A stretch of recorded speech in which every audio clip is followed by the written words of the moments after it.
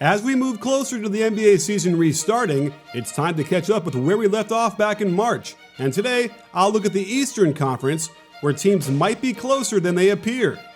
While the Bucks seemingly have a lock on the number 1 seed, is it possible someone else can outplay them in the playoffs to represent the East in the NBA Finals?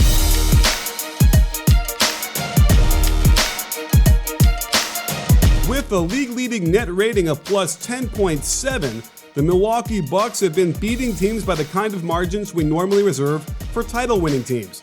Everything begins with Giannis Antetokounmpo, as he leads the team in points, assists, and rebounds. While they might appear to lack depth, they bring in a whole host of tough role players that know what they're doing to operate as satellites around the Greek Freak. Where they excel on offense is leading the league in two-point percentage. However, they don't take a lot of two-point shots inside of 10 feet, ranking 23rd in shot frequency from that range. They certainly hit a lot of those shots, but then you factor in that they take the 4th highest frequency of three-point shots, yet only hit 36.7% of them. And you've got me scratching my head how their offensive rating is in the top 10 at number 6. Defensively, they're over 3 points in front of the second-place team in defensive rating. While they give up a ton of threes, they're holding opponents to an average percentage. But if you dig deeper, they're giving up wide-open threes at a whopping 21.8% frequency. Somehow, they ranked 17th in opponents' three-point percentage for those wide-open threes, but I'd be really worried if they have to go up against the elite teams in the East deep into the playoffs.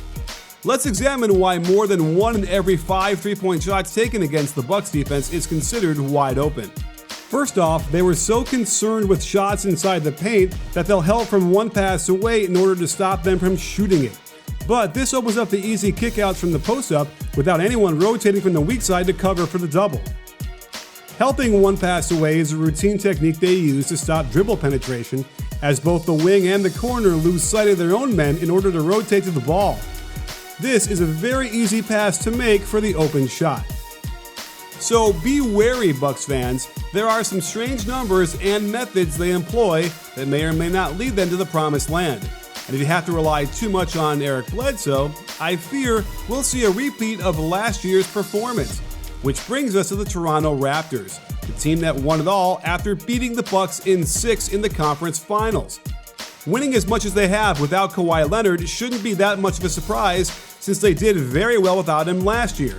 The rise of Pascal Siakam into a bona fide star in the league has filled that void, and he leads an incredibly balanced attack, with 6 players averaging double figures scoring. To me, the key is getting Marc Gasol back. He looks ripped and ready to go.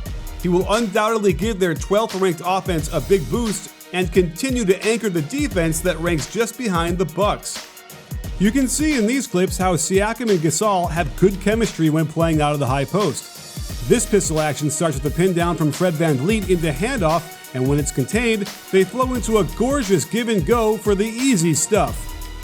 And out of horns, they'll backscreen Lowry, who then goes to slice screen for Siakam in the strong side corner. That opens up the cut, and the nice pass from Gasol gets them another easy bucket at the rim. And just as Gasol makes life easier for Siakam on the offensive end, Honey can make life easier for you while online shopping. If you've ever been haunted by the promo code field when checking out on a website, worry no more, as Honey will automatically find promo codes and apply them to your cart. You can shop at over 30,000 online stores, it's got over 100,000 5-star reviews, and you're literally passing up free money if you don't get Honey now. Pizza has been my go-to while we all stay at home, and I'm honestly blown away by how easy this is and how much money I can save. It's free and installs in no time. So go to joinhoney.com/CoachNick. No need to thank me, just go to joinhoney.com/CoachNick and you'll not only save money, but more time so you can study up on the Boston Celtics, who are firmly ensconced in 3rd place in the East, where Brad Stevens has managed this team to some elite status, ranking 5th in offensive rating and 4th in defensive rating.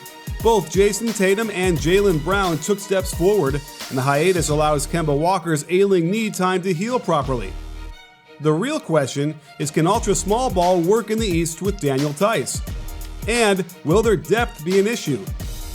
Stevens certainly gives them an advantage with in-game adjustments and out-of-bounds plays. While this isn't perfect execution, watch how they use the threat of the flare screen to get him to step on the defensive switch into a handoff. Jayson Tatum ranks 3rd in three-point percentage off the dribble, and here's one reason why. And let's not forget this home run play that has won them quite a few games over the years. A lob pass to the weak side high post with a cross screen at the same time. This does not get Tatum much room, but he's been ridiculous off the dribble from deep all year long. With a full healthy roster, the Miami Heat can be the team in the East that no one wants to play. For me, the key is Bam Adebayo, a guy on my favorite players list. Anybody that averages double figures rebounding and more than 5 assists is okay in my book, and his ability to initiate the offense after grabbing a tough defensive board really helps everyone else be more of a threat.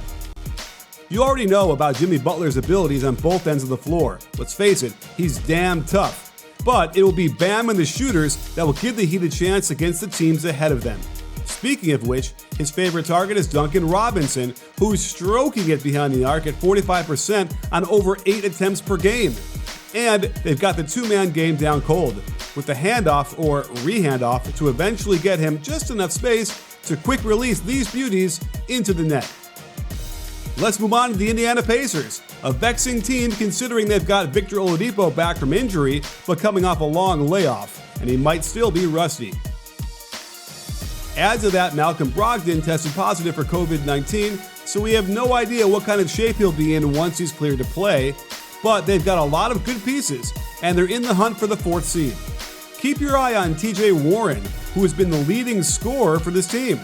He gets a lot of floaters to fall as the initial offensive attack stalls, and he and Domantas Sabonis can hook up for a pitch-to-pick action. This is crucial, since these are the shots playoff defenses are willing to give up. If Oladipo can return to form, they'll have a great shot at finally getting to the second round.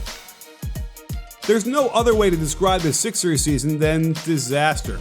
While I didn't expect them to compete with the Bucks at the top of the conference, they certainly did, but the Al Horford experiment has revealed locker room issues, and while the team has been dominant at home, they've been terrible on the road, which might not mean anything playing all their games at a neutral site.